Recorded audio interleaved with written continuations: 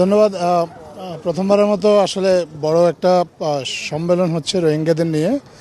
আজকে আপনি জানেন যে কিছুক্ষণ পরে একটা সেশনের মধ্য দিয়ে এই সম্মেলনটা কিক অফ হবে এবং এখানে আজকের যে সেশনটা হবে এটা মূলত confidence building measure for repatriation. এখানে রোহিঙ্গা সম্প্রদায়ের প্রতিনিধিরা থাকবেন, তারা অংশ নেবেন, বাংলাদেশের পররাষ্ট্র মন্ত্রণালয়ের ঊর্ধ্বতন কর্মকর্তারা থাকবেন এবং প্রথমবারের মতো এই প্রক্রিয়ার সাথে বাংলাদেশের রাজনৈতিক দলগুলোকেও সম্পৃক্ত করা হয়েছে।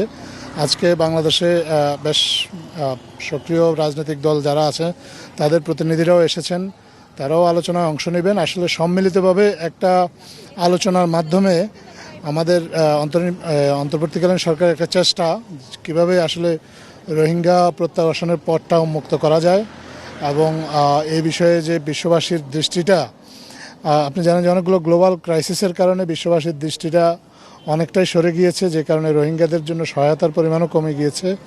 এই আলোচনার মাধ্যমে আমরা আশা করি ফোকাসটা আবার ফিরে আসলে রোহিঙ্গাদের নিয়ে বিশ্বে নানা প্রান্তে যারা রোহিঙ্গা সংকট নিয়ে কাজ করে তারা রোহিঙ্গাদের যে খাদ্য সহায়তা বা অন্যান্য সহায়তা কমে আসছে সেটা আবার বাড়ানোর জন্য উদ্যোগটা নেওয়া হবে। পাশাপাশি মায়ানমারের শান্তি ফিরিয়ে এনে কীভাবে রোহিঙ্গাদেরকে প্রত্যাবাসন করা যায় তার একটা উপযুক্ত পরিবেশ নিয়েও এখানে আলোচনা হবে। এটা আসলে আমাদের অন্তর্বর্তীকালীন সরকারের অনেকগুলো উদ্যোগের একটা অন্যতম উদ্যোগ। আপনি জানেন যে স্বল্প সময়ের মধ্যে আমাদের সরকার উদ্যোগ নিয়েছে যে 3টা আসলে রোহিঙ্গাদের নিয়ে বড় বড় কনফারেন্সের আয়োজনের, এর মধ্যে এইটা বাংলাদেশ সরকার আয়োজন করছে। আর আগামী সেপ্টেম্বরে একটা কনফারেন্স হবে ইউএন হেডকোয়ার্টার্সে, যেখানে ইউএন নিজেই যেটা আয়োজন করবে এবং তাদের সাথে মায়ানমার এবং মালয়েশিয়া এবং ফিনল্যান্ড কো হোস্ট হিসেবে কাজ করবে। এরপর আর একটা সম্মেলন কাতারের দোহায় হওয়ার সম্ভাবনা আছে।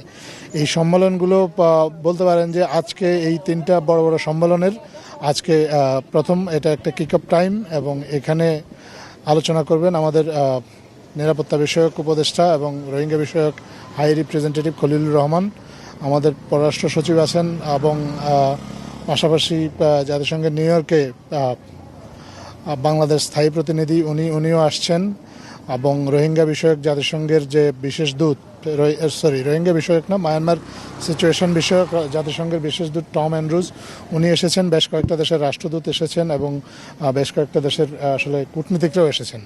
তারা নিজেরাও আলোচনা করবেন এবং রোহিঙ্গা সম্প্রদায়ের কথাও শুনবেন। আগামীকাল এই সম্মেলনের সবচেয়ে বড় দিন। মাননীয় প্রধান উপদেষ্টা এই সম্মেলনে ভাষণ দেবেন এবং ওনার পাশাপাশি নিরাপত্তা উপদেষ্টা এবং আমাদের দুর্যোগ ব্যবস্থাপনা মন্ত্রণালয়ের দায়িত্বে নিয়োজিত উপদেষ্টা জনাব ফারুকী আজম উনিও বক্তব্য রাখবেন। এই উদ্বোধনী সেশনের পরে আরও 2টো সেশন হবে রোহিঙ্গাদের নিয়ে এবং রোহিঙ্গাদেরকে সম্পৃক্ত করে, এবং পরশুদিন অর্থাৎ 26 অগাস্ট এখানে আগত বিদেশি অতিথি যারা আছে তাদেরকে নিয়ে সরেজমিন রোহিঙ্গা ক্যাম্পে যাওয়া হবে এবং সেখানে তারা সরেজমিন যেয়ে সিচুয়েশনটা দেখবেন।